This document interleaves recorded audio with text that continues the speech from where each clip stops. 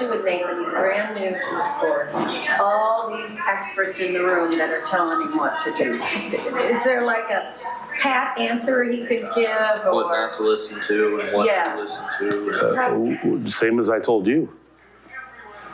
When the drunk guy comes out of the bar and going to tell you how to play, assure him that he's correct, but you promised me, because you paid me a fortune.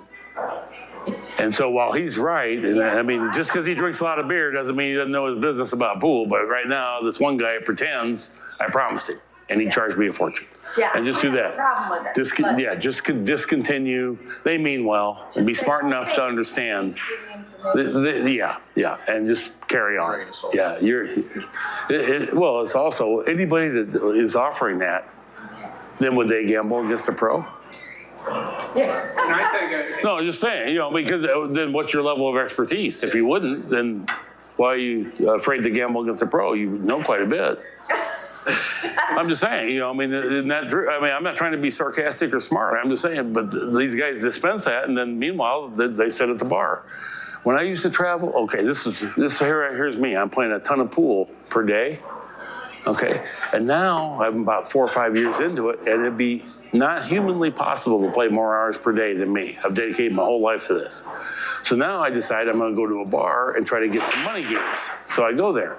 There's 3 guys sitting at the bar, and I say, I'm just a young kid. I got $100 in my pocket. I say, hey, I'm kind of like to play like 8-ball or 9-ball, like for $1 or $2 a game. Oh, kid, I don't even put my cue together for less than 100. I'm like, holy God, that's all I had. And I wouldn't dare try to play one game on a crappy bar table against. And then I guess I ran into Willie Mosconi sitting on the bar. I don't know. He was very assured.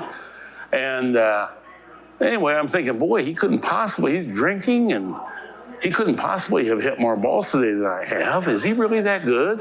Well, I guess he is. And I don't dare risk 100 on this. I might play for 5 a game. I do have 100, but I don't want to just lose it on one game. I want to see, are you really better than me or am I actually better than you? And if you are beat me, I will lose the 100 because I'm going to get a lesson out of it because I'm going to see where we're at. I just can't believe that you're that much better. So this happened 2 or 3 times.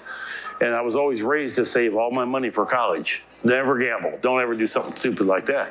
Well, now I'm in this gambling culture, and my interest is in gambling, because that wasn't my heart.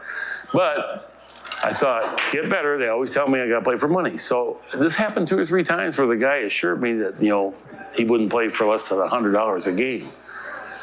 And I thought, boy, I just can't keep running to this thing. Willie Mosconi, every bar I go to. So then I thought, you know what, from now on, you're going to quit being the pussy and you're going to gamble. And if it's one game, you're playing one game for all your money. Whatever I have here is what's in play. And I just want to see. If I get burned, I get burned. I just want to see because I just can't believe these guys can all beat me. And I'm playing decent. Not great, but decent. So I go into the bar. There's 3 guys. This happens again. Oh, kid, we don't even put our cue together for less than 100. And I kind of recoiled in horror because I really didn't want to do it.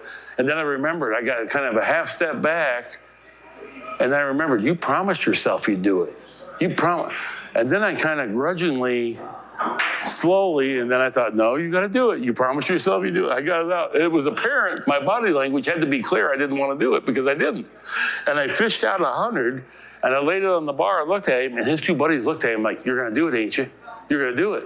And then he was pressured because when he rattled that off, he just thought I would back down, which I normally would. And he didn't know me. I'm just saying that was his human nature. I put that he put his up there because he got pressure from his buddies. And I was down there racking. And I looked up at him. He was white as a ghost. And he's chalking, and he's thinking, God, I'm half drunk. I haven't played a game of pool in 6 months. I'm playing for my wife's going to kill me, And honest to God, I wouldn't play good. I'd miss 4 shots in a game of 8-ball, which normally at the pool room I would never do that. He'd miss 5. I always won that game for a first 100. It was all bullshit. They were all lies. He was just bullying me. And then once I found out that this is not true, what they're saying. Well, then I like to play for 100 too. Once I found out they're not any good, so then my whole thing was, I just like to play, college boy, just like to play for $1 or $2. Just say it. Just say it. I like to hear you say it. You know, just go ahead and say that. Bet 100. Okay. But then you still had the recoil. Because a couple times I said, oh, okay. Oh, I'm just kidding. I'm just kidding.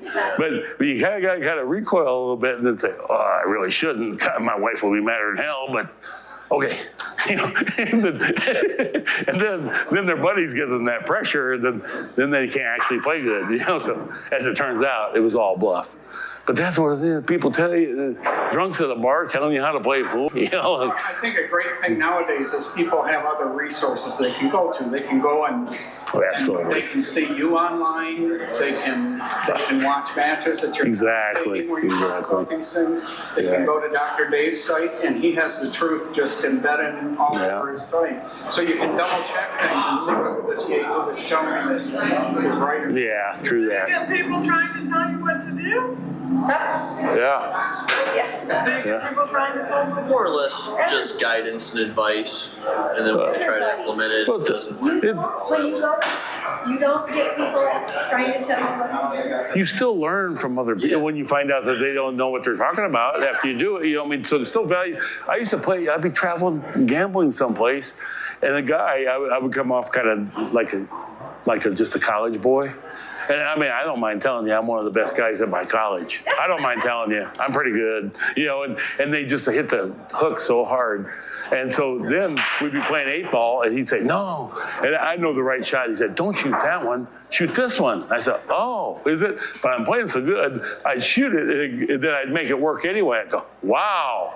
Oh, thanks. I see what you're saying. You know, like I totally let him be now shoot that one. Oh, and then I'd make it. Wow, I would have shot that. I didn't even know. You know, and then I'd win, and then it'd be a shame for him to quit because at least teaching me so much here during One of the this. problems is some of the really good players don't have the right information either. So like we were talking about the 1 millisecond thing, that's proven by Dr. Dave, but they'll say, well, I use this soft tip because it clings longer than and it doesn't. Or, you know, there are 50 different things they're going to tell you that are wrong. I've seen, Even though they're a good player, they don't know why they're good. to answer her question, I've seen good players do this. You aim it right here. Yeah. Okay, well, that's not true. But they're not really doing that. No, they can't. Well, work if you aim the center of the cue ball there. You have to judge how far, you know, is a whatever, you know. But I would be polite, but I would also discount their great valid information, especially if they've consumed some beers.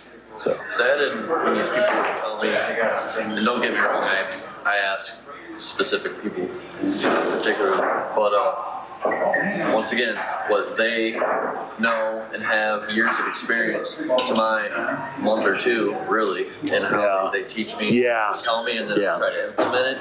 Well, then you did it wrong. You're supposed to put English a little hard, 3 or 4. No, that's just Take out your 2-iron. You're lucky you're getting this only 1 or 2 months in. God, you are so lucky. Because you haven't formed like years of bad habits, you know?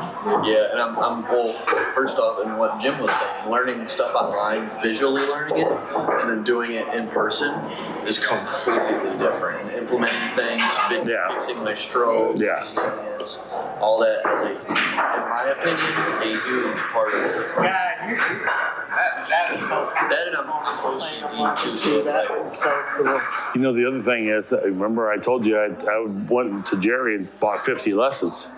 I've seen a couple of them. Okay. Well, yeah. I'm saying over the year, I mean, 50 lessons. That's a lot. And probably he's close to 100. And he's a great shot to take. So I've got my Jerry Bryce's tapes loaned out now, but I'll get them to you at some point. Robin's looking at them now. I love that. Okay. And Mark is the guy who does all the shots in his tapes. Yeah. I didn't want to. He insisted that I do it because his material. And he said, no, I want you because he's gotten shaky. And he says, you'll do the stroke right, and I'll do the explanation. So that's how it happened. Yeah. I didn't want to because I felt like I'm kind of horning in his material, you know. So, yeah. But I think it works out great, and he just doesn't feel confident in his age. No, right. He wouldn't miss. I mean, he just done excellent with the stroke. Do not change the stroke. Now we only changed the plate.